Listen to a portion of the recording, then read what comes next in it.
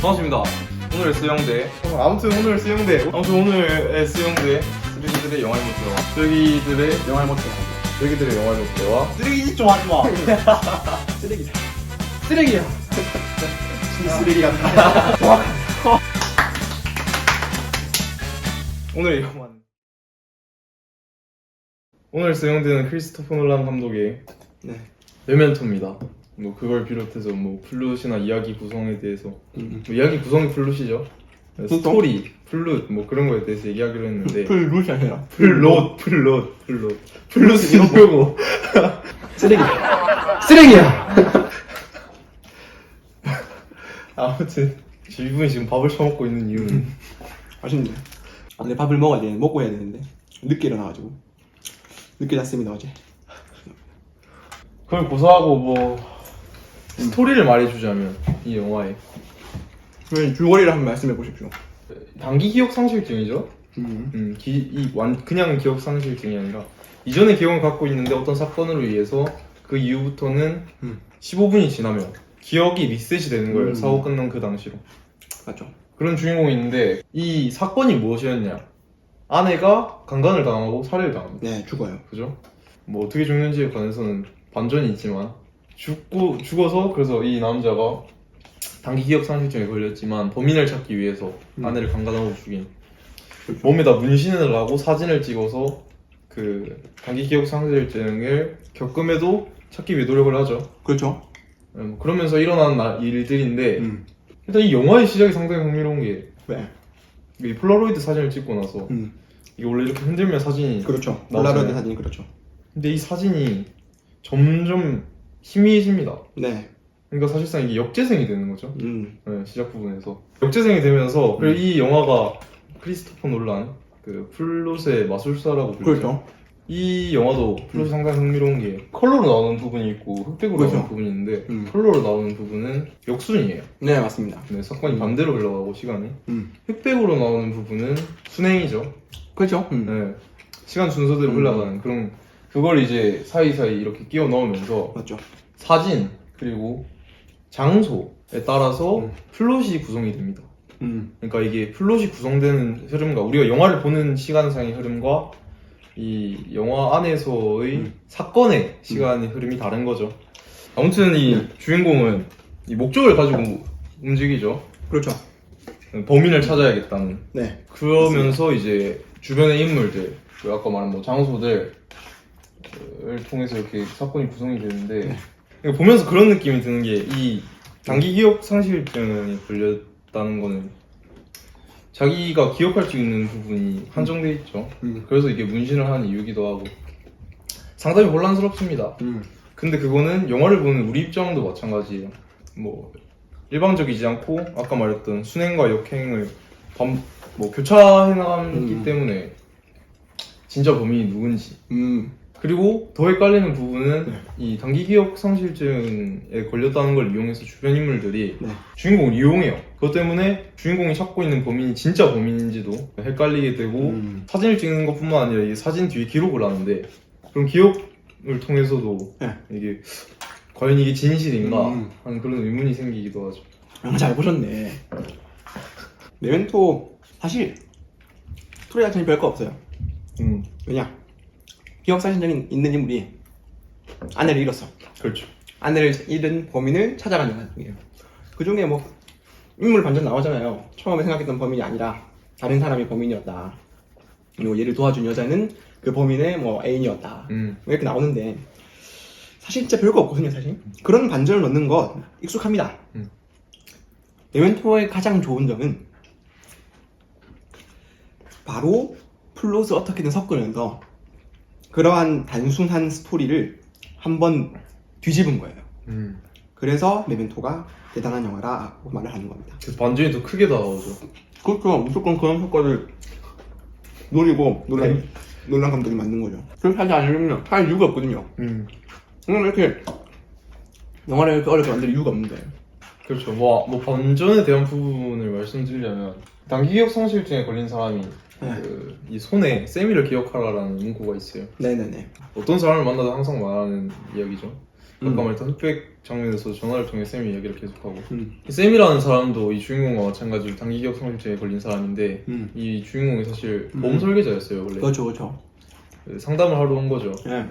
그래서 이 쌤이의 부인과 왔는데 쌤이의 부인과 상담사는 연기를 하는 게 아닌가, 원금을 달라고 뭐 그렇게 하다가 그렇죠. 결국 보험금 타는데 실패하고 그럼에도 불구하고 계속 연기를 하니까 이 쌤이 부인이 실험을 하나까지 합니다. 맞습니다. 당뇨병 환자인데 인슐린을 그 남편이 주사를 해줘요. 근데 그걸 이제 15분마다 놔달라고 하는 거죠. 네. 까먹으니까. 그렇죠.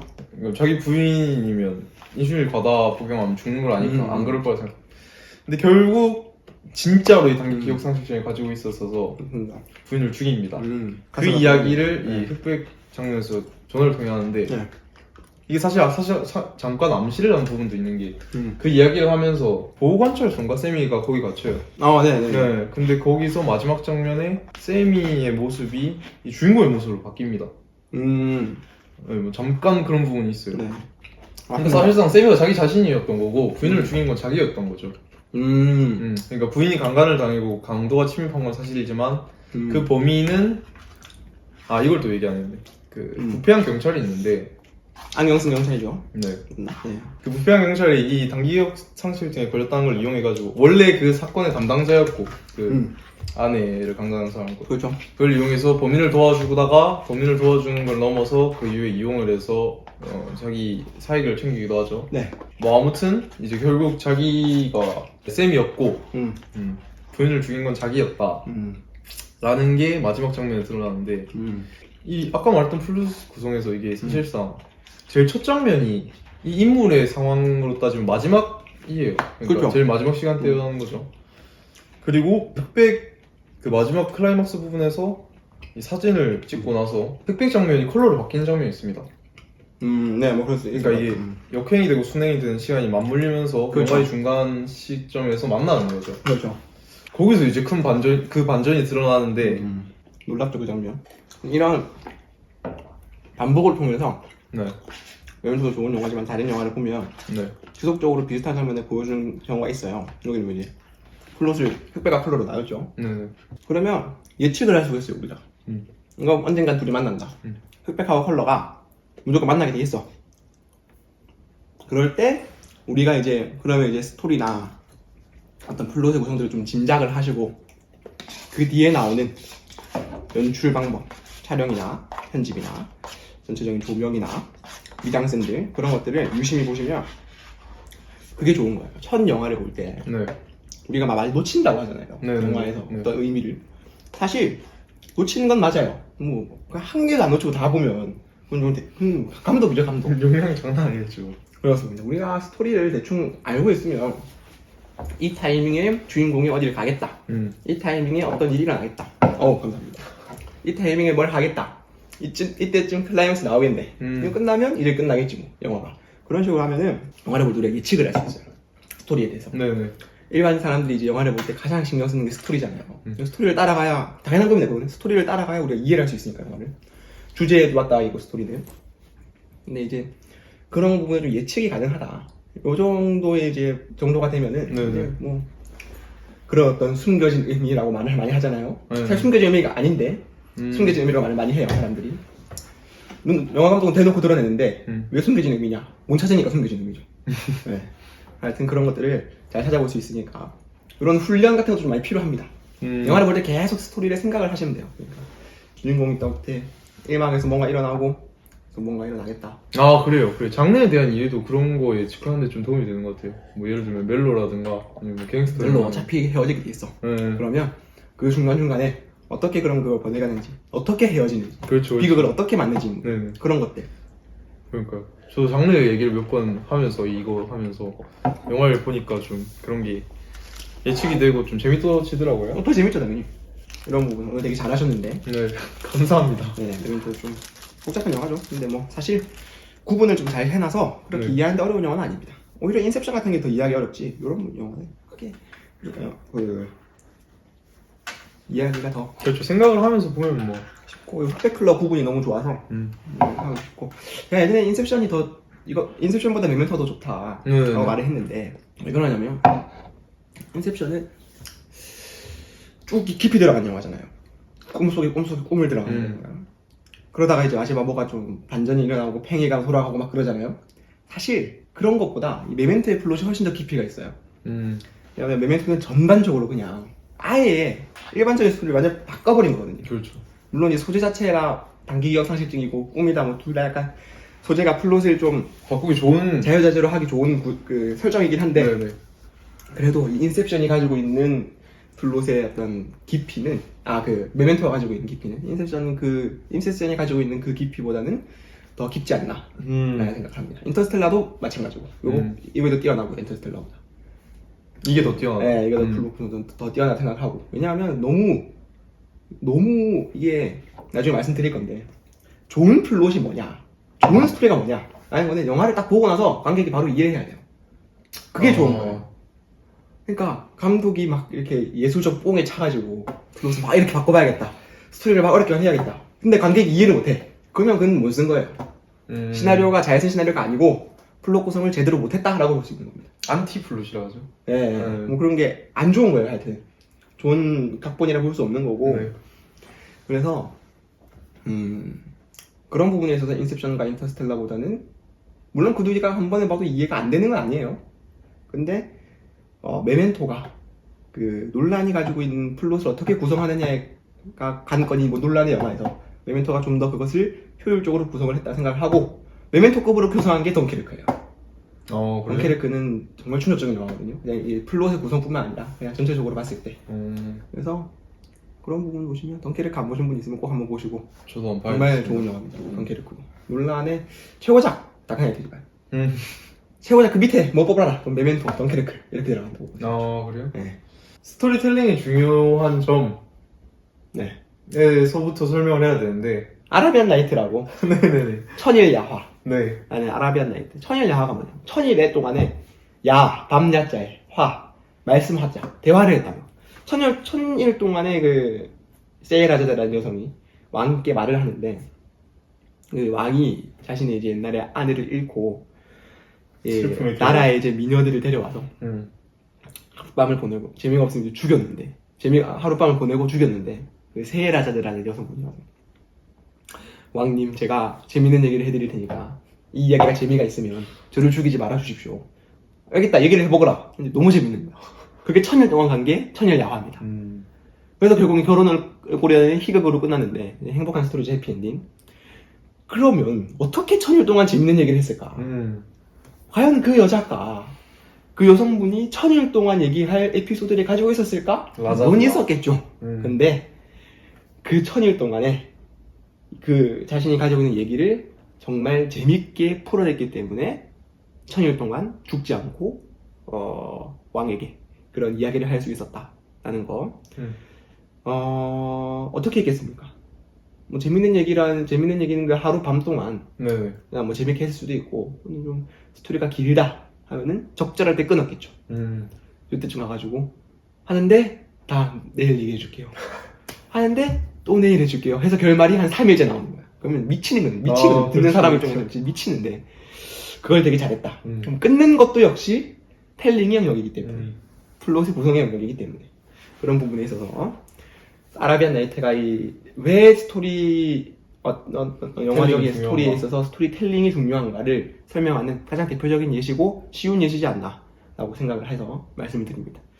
그러면 이제 우리 일상생활 속에서 이제 술자리나 밥이나 먹을 때 꼭 비슷한 얘기인데 한 놈은 재미없게 말해. 근데 말을 하고 보면 정말 재밌게 얘기하는 사람도 있어요. 옛날에 막 유재석님 신인 때 방송 나와가지고 얘기하는 거 보면 정말 재밌는데 스토리 자체도 웃긴 것도 있지만 딱 끊을 때 한 번 쉬어주고 한 템포 쉬어주고 이럴 때 요런 제스처 요런 표정을 취해주고 요럴 때 요런 톤으로 얘기를 해주고 무엇보다 어떠한 방식으로 그 스토리를 구성을 해나갔냐 누구를 중심으로 그 스토리를 구성해 나갔냐 자신은 바라보는 입장이었냐 자신은 그 사건에 들어가 있는 입장에서 말을 하는 건가 그런 것들이 다 이제 텔링 영역이기 때문에 그런 말을 재밌게 잘하는 친구들은 스토리가 재밌다기보다는 텔링을 잘하는 아주 대단한 능력을 가지고 있는 분들입니다. 그렇죠. 그런 친구가 주변에 계시면 꼭 좋게 지내시면 됩니다. 왜냐하면 술자리에 갈 때마다 재밌거든요.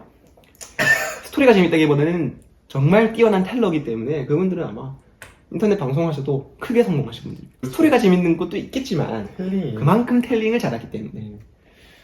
개그맨들 왜 재밌겠습니까?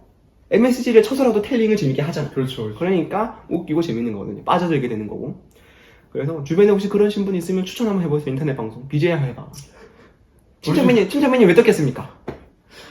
야부리를 잘 트니까 뜬 거 아니에요. 그렇죠. 제2의 침착맨처럼 트위치로 나가가지고 투수들을 상대로 이게 천일 야화를 찍는 그런 쪽으로 우리 주변에 그런 방향을 사람 보면. 있나요? 천일야 펼칠 수 있을 만한. 없죠.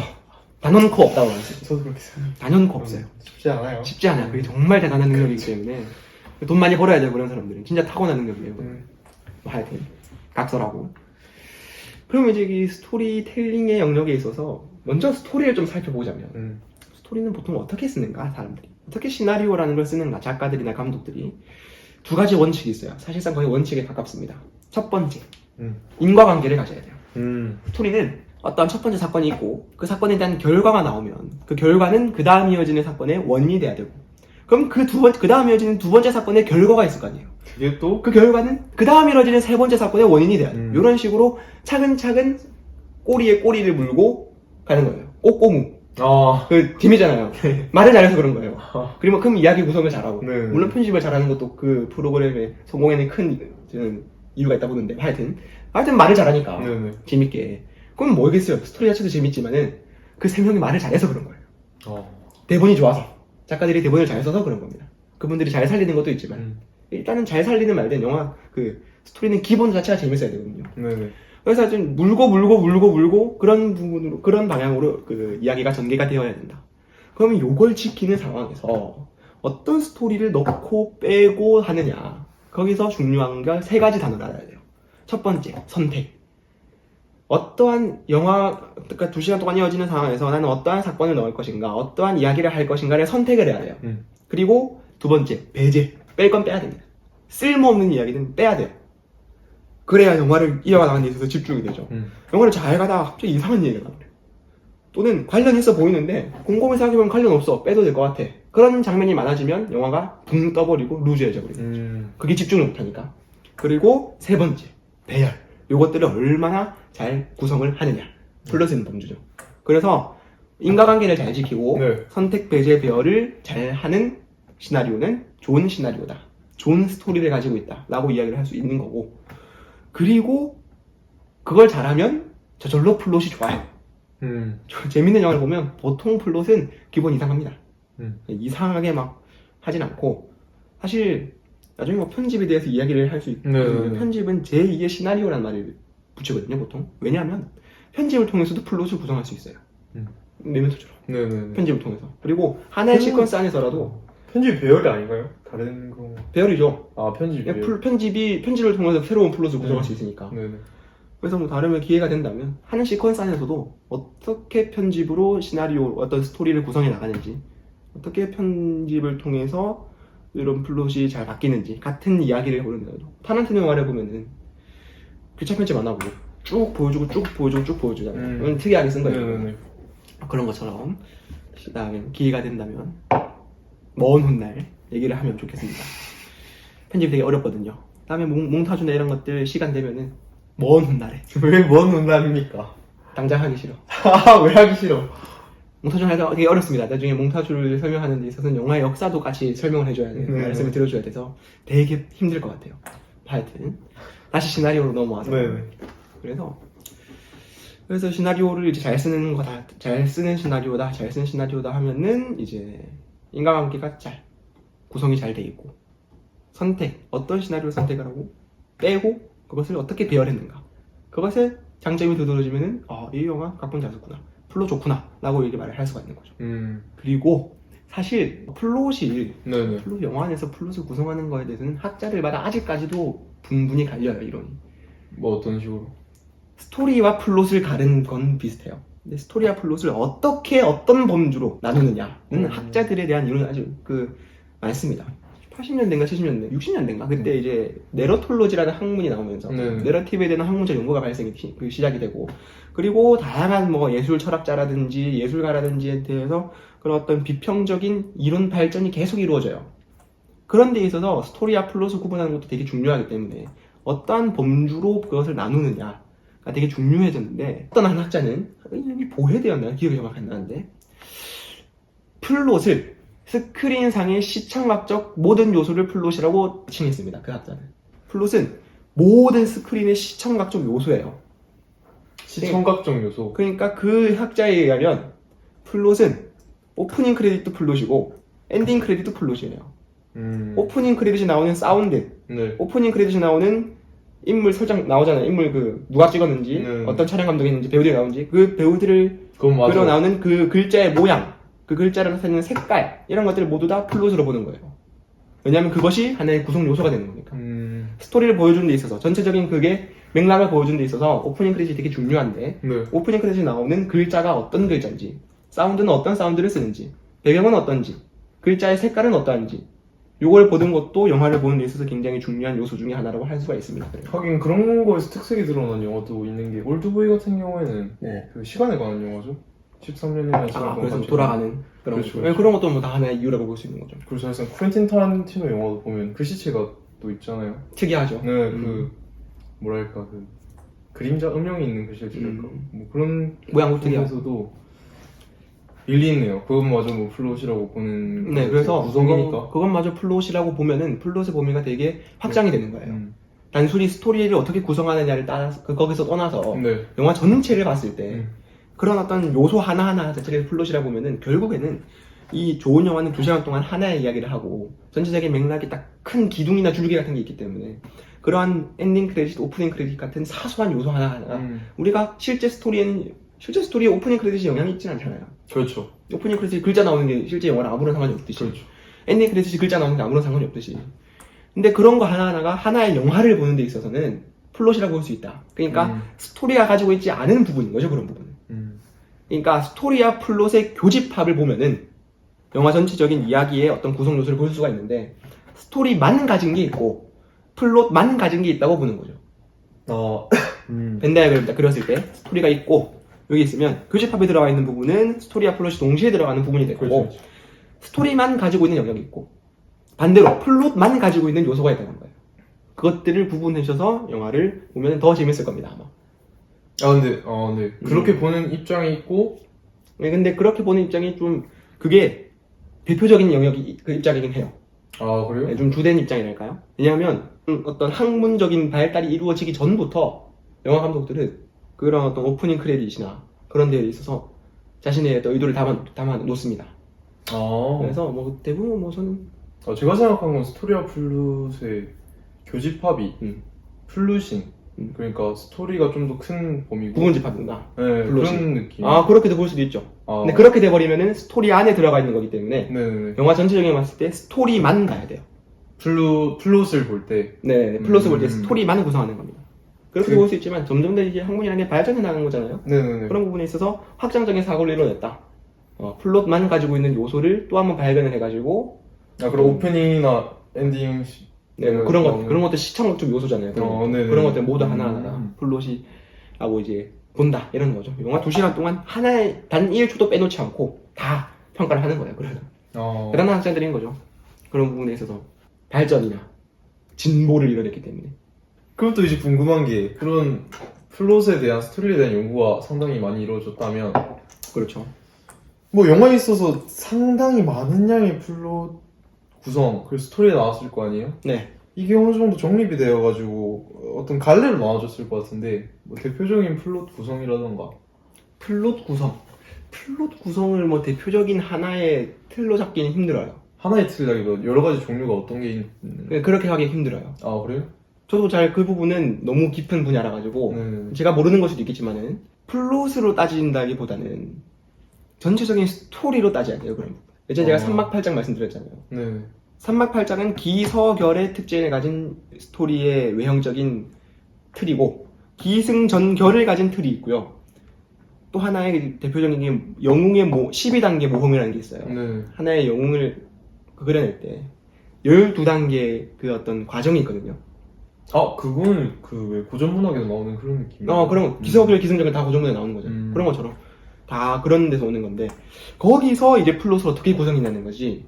따로 이렇게 플롯을 사실 메멘토도 스토리를 보면은 그냥 평범한 스토리예요.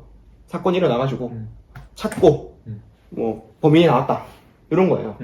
전형적인 기소결이 어떻게 특징을 볼 수 있는데 그것을 어떻게 구성하느냐에 차이지 플롯을 구성하는 거에 있어서 크게 이론적 틀은 저는 아직까지 없다고 봅니다. 뭐 있을 수도 있겠죠. 제가 모르는 걸 수도 있겠는데 제가 봤을 때는 플롯보다는 결국에는 시간적 순서를 따른 스토리가 있으니까 네. 그 스토리를 어떻게 구성하느냐가 플롯의 영역인데 네. 스토리는 틀에 짜여져 있지만 그 구성하는 방식은 천차만별이 될 수가 있는 거예요.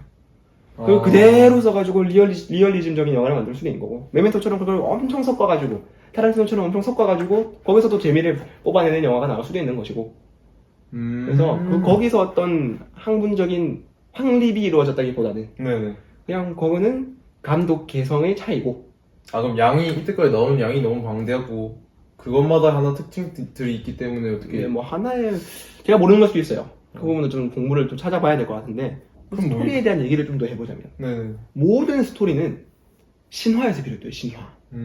스토리의 원형은 신화다 라고 이제 학자들이 말을 많이 하는데 네. 신화를 보면은 인물이 생겨나고 하는 게 지금 나오는 영화들의 어떤 인물 설정 방식이나 스토리의 방식이 똑같아요. 비슷한 것도 아니고. 몇 천 년 전에 나왔던 신화인데 네. 똑같아요. 마블 영화 보면 똑같습니다. 인물이 나와가지고 어떠한 사건을 겪고 근데 그 사건에 인물은 개입을 하려 하지 않아. 근데 어쩔 수 없이 새로운 세계에 들어가가지고 개입을 하게 되고 거기서 여러 가지 사건을 만나고 새로운 세계에서 나와가지고 자신은 성장하게 되는 이게 전형적인 영웅의 12단계 모험이라는 그런 모험이거든요. 네. 그런 스토리 방식이거든요. 마블이 똑같이 그렇게 하잖아요. 아 심지어 그 있잖아요. 토르 북유럽 신화. 그런 것도 있긴 하지만 똑같아요. 똑같고 마블뿐만 아니라 대부분의 영화는 그래요.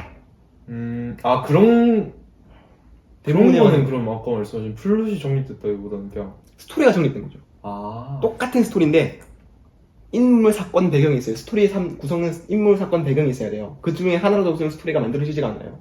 인물 사건 배경이 비슷하다 그러면. 그러니까 인물 사건 배경이 흘러가는 방향이 똑같지 인물이 다르고 사건이 다르고 배경이 다른 거예요. 디즈니 영화를 보시면 인물이 뭐 주토피아는 토끼가 나오고 주인공이 뭐 라푼젤 하면 공주가 나오는 거고 네네. 마블 영화 보면 아이언맨, 스파이더맨, 토르, 캡틴 아메리카 네네. 인물 다 달라요. 각각 인물의 배경 다르고요. 각각 인물들이 겪는 사건이 다릅니다. 인물 사건 배경은 똑같은데 스토리 구조는 똑같아요. 아 그래서 그건 스토리의 구성이 비슷한 거네요. 그리고 이제 플롯의 구성이 비슷하기보다는 스토리 전체 구성이 비슷하기 때문에 그럼 뭐 인물이 예를 들어서 뭐 스토리가 흘러가는데 내적 갈등을 겪는 스토리 아니면 외적 갈등을 겪는 스토리 네. 뭐 그런 식으로 한다던가 아니면 뭐 그런 거 있잖아요. 피카레스크식 구성. 그래서 들어는 봤는데 자세히 모르겠습니다. 그러니까 뭐 예를 들어서 악인이 주인공인 그런 악인이 시계 주인공이지.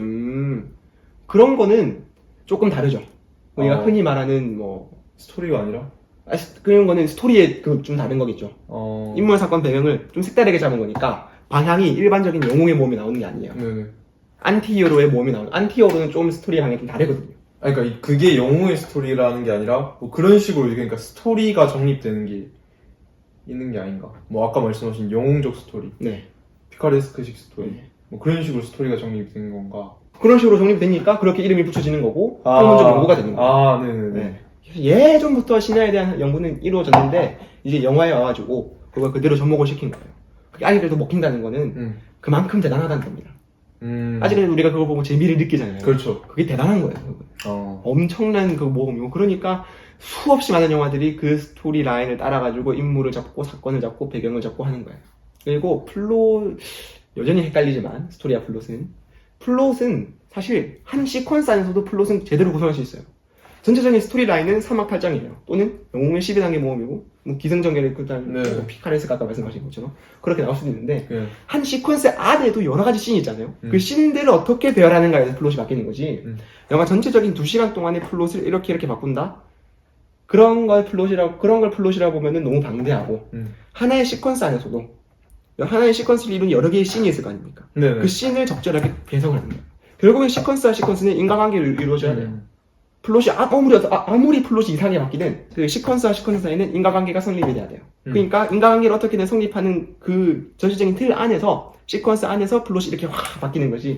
아무리 플롯이 이상하더라도 시퀀스 부분을 하면은 인과관계가 주어져야 그래야 좋은 시나리오를 썼구나라고 말을 하는 거죠. 그렇군요. 플롯은 그래서 좀 영화 2시간 동안의 영화에서 큰 범위라고 보면 좀 어려워요. 큰 범위라고 보면 어렵고 네. 작은 범위 하나하나.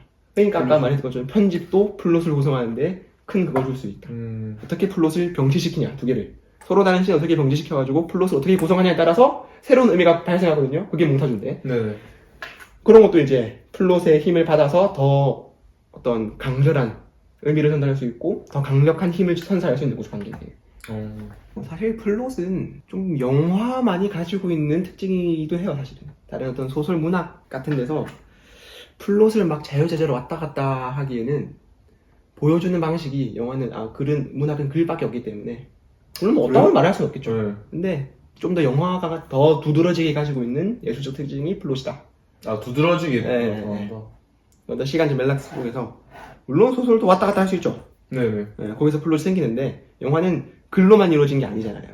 그렇기 때문에 더 어떤 이런 흑백 컬러 같은 것도 흑백이나 컬러 같은 것으로도 플롯을 바꿀 수도 있는 것이고. 그래서 그리고 굳이 플롯을 시간을 바꾸는 개념이 또 아니에요. 그래서 되게 어렵습니다, 사실. 시간을 바꾼다는 개념도 아니고 같은 시간인데 어떠한 사건이 먼저 일어나는가, 어떠한 사건이 나중에 일어나는가, 한 시퀀스 안에서 어떠한 씬이 먼저 나오고 어떠한 씬이 먼저 나오는가 또 사실상 플롯의 구성이라고 볼 수 있어요. 더 재밌어지니까 그게. 같은 시간인데, 그러니까 동시간대에서 다른 장소에서 일어난 일을 뭘 먼저 보여주느냐. 그런 것도 있죠. 그리고 친구가 말을 하잖아요, 술자리에서. 네네네. 싸우는 걸 봤어. 네. 그러면 한 사람의 입장과 다른 사람의 입장이 있을 것 같아요. 그렇죠. 그럼 그 두 사람의 입장에서 누구를 먼저 말할 것인지, 아. 누구의 입장을 뒤에 말할 것인지. 그럼 결국에 마지막에 그 둘이 싸웠다가 나와야 되는데, 네네네. 싸웠다가 나오기 직전에 누구의 입장이 들어가는 게 더 효과적인 것인지, 이런 게 플롯의 구성이에요. 그런 걸로 반전을 보여줄 수도 그런 걸로 더 재밌게 느껴질 수 있는 거죠. 그렇겠네요. 네. 그냥 누가 화났어, 누가 거기 반응을 해서 싸웠다, 이것보다. 저거 개 재밌을 것 같은데. 네, 그래서 어려웠다는 거예요, 플롯이. 연구하기도 어렵고, 네. 그런 재밌는 플롯을 만들기는 더더욱 더 어렵고. 술자리에서 그런 얘기 해주는 친구가 있으면 상당하겠는데요. 술 사줘야죠, 뭐. 사다 먹어.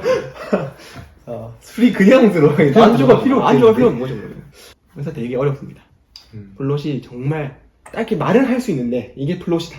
근데 플롯 구성이 이래서 좋다라고 평가를 하고 이렇게 영화를 볼 때 하는 거는 어려워요. 저도 여전히 어렵고. 그래서 차차 계속해서 공부를 해나가야죠. 알고 있으면 좀 유식해 보이는 어휘가 있습니다. 아리스토텔레스가 시학이라는 자신의 저서에서 네. 설명하는 어휘인데, 미메시스와 디에게시스라는 언어. 미메시스는 드러내기고, 네. 디에게시스는 보여주기예요. 네. 반대인가? 뭐 하여튼 네. 미메시스는 스토리의 영역이고 디에게시스는 플롯의 영역이에요. 네. 그리고 파울라와 슈제트라는 단어가 있는데, 네. 파울라는 스토리에 대한 쪽이고, 네. 슈제트는 어떻게 보여주냐에 대한 다른 거기 때문에 플롯의 영역이에요. 이런 거 알고 있으면 좀 유식해 보입니다. 그러니까 영화에 대해서 얘기를 하는데 막 미메시스, 디에게시스 이러면서 메멘토 같이 얘기할 때 되게 디에게시스에서 탁월한 면을 보여주는 것 같아요. 너무 협박적 아닌가? 펄프쿠션 보는데 이거는 슈제트가 정말 탁월해 라고 얘기하면 그 사람은 이제 깜짝 놀라는 거죠. 그렇죠. 아는 사람은 그럴 수 있겠는데 모르는 사람은 모르는 사람도 깜짝 놀라는 그럼 꼴값도 없는 할 생각. 그렇지, 진짜 되는 거죠 이제. 그래요. 혼자만의 세상 사는 거죠 뭐. 그렇게 하시라고 추천드렸는데 아쉽네. 하여튼 뭐 그런 것 정도? 그런 어디 좀 유식해 보인다? 그래 뭐 미메시스야 뭐 네, 미메시스, 디에게시스, 디에게시스, 파울라와 슈제트. 사실 디에게시스랑 슈제트가 플롯의 뜻을 가지고 있는, 동의어네요 그냥? 동일하게 보기 힘들고 그냥 뭐 비슷한 뜻이다 라고 보시면 돼요. 네. 유의어 정도죠. 유의어. 동의 이음어가 아니라 유의어인 거죠. 비슷한 단어지. 비슷한 거. 완전히 같다라고는 보기 힘들고. 학문적인 어휘가 그렇잖아요, 사실. 이거는 딱 봐도 똑같아 보이는데 전문가들이 보면 누가 봐도 다른 거다, 이런 것처럼. 그럼 우리도 전문가에 맞춰주면 돼요. 비슷한 단어구나, 이렇게. 좋아요. 좋네요. 전문가를 이길 수 없거든. 비슷한 단어구나, 이렇게 납득하시고 그래요 뭐. 잘 섞어서 쓰시면 됩니다. 네, 이렇게 보일 수 있는 단어까지. 정말 좋았네요. 이건 정말 슈제트가 좋아. 어떨 땐도 가끔씩 플롯 한번 써주고. 플롯 정말 좋네. 이건 미메시스는 별론데 뭐 디에게시스를 잘했다. 미메시스보다는 디에게시스가 훨씬 더 탁월하고, 파울라보다는 이거 슈제트가 좀 뛰어나고, 스토리보다는 플롯이 좀 뛰어나다, 뭐 이런 식으로. 이야기보다는 이야기의 구성이 뛰어나다, 뭐 이런 식으로. 그런 식으로 살살살 섞어가면서 말해주면은 탁월한 예술 비평가가 되겠네요. 좋네요. 네, 좋네. 많이 써먹으시기 바랍니다. 뭐 써먹을 기회가 있을지 잘 모르겠습니다만. 뭐 아무튼 네. 다음 영화는 왕가의 작품 하면 했으면 좋겠는데. 활면을 할까요 그럼? 꼴린 대로 하세요. 꼴린 대로. 중요상상도 괜찮습니다. 보고 오면 돼요. 어차피. 뭐 그런 게 그렇다만. 근데 또 활면허가 이제 뭐 뭐라 하셨죠 그때 21세기 최고의 멜로. 최고의 멜로 나옵니다. 최고의 멜로 드라마. 불륜 영화를 너무 좋아해. 그래서 좀 특이해. 나도 이러다 큰일 나는 거 아닌가 모르겠어. 그럼 다음 영화는 왕가이의 화양연화로 찾아뵙는 걸로 하고. 화양연화. 음. 또 보시면 알 건데 이게 왜 21세기 최고의 멜로 드라마라는 소리를 듣는가? 그거 좀 방점을 두셔서 영화를 조금 보시면 더 재밌지 않을까? 그럼 멜로는 뭐 많이 설명하셨지만 그때 뭐 한 번 더 멜로에 대한 설명. 멜로에 대한 설명 다 한 건 아니니까 네네. 한 번 더 설명해드리고 그런 식으로 화양연화 하는 걸로 그러면 좋습니다. 알겠습니다. 네. 오늘은 그러면 크리스토퍼 놀란의 메멘토. 그럼 여기까지 하는 걸로 하고 다음 시간에 또 찾아뵙도록 하겠습니다. 감사합니다. 쓰레기야. 쓰레기도 붙여야 보내주세요. 쓰레기야.